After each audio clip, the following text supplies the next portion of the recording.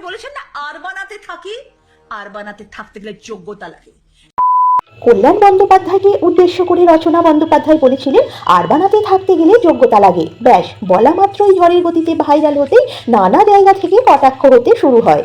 এমনিতেই এই আরবানাকে কেন্দ্র করে কৌতূহল বেড়েছে মানুষের মধ্যে। বিলাসবহুল এই ফ্ল্যাটে একাধিক তারকারাই থাকেন এবং আরবানাতে থাকেন টলিউডের স্বনামধন্য পরিচালক কৌশিক গঙ্গোপাধ্যায় এবং চূর্ণী গঙ্গোপাধ্যায়।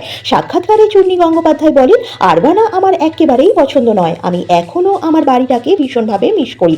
এত বড় বড় বিল্ডিং আমার ভালো লাগে না। ওরা যখন বলেছিল আরবানাতে ফ্ল্যাট নেবে, আমার মন খারাপ হয়ে গিয়েছিল, এমনকি আমি দেখতেও যাইনি। কৌশিক গঙ্গোপাধ্যায় বলেন, ও এখনো ফুটপাতের জামা কিনে ঘুরে ঘুরে কিনতে ভালোবাসে। ও সব সময় বলে গড়িয়ার বাড়িতে চলে যাবে, ওর এখানে একেবারেই মন বসে না। তাহলে কেন আরবানাতে ফ্ল্যাট কিনলেন? এর উত্তরে জানান, আরবানাতে এই ফ্ল্যাটটা কেনার পিছনে রয়েছে শুধুই শারীরিক অসুস্থতা।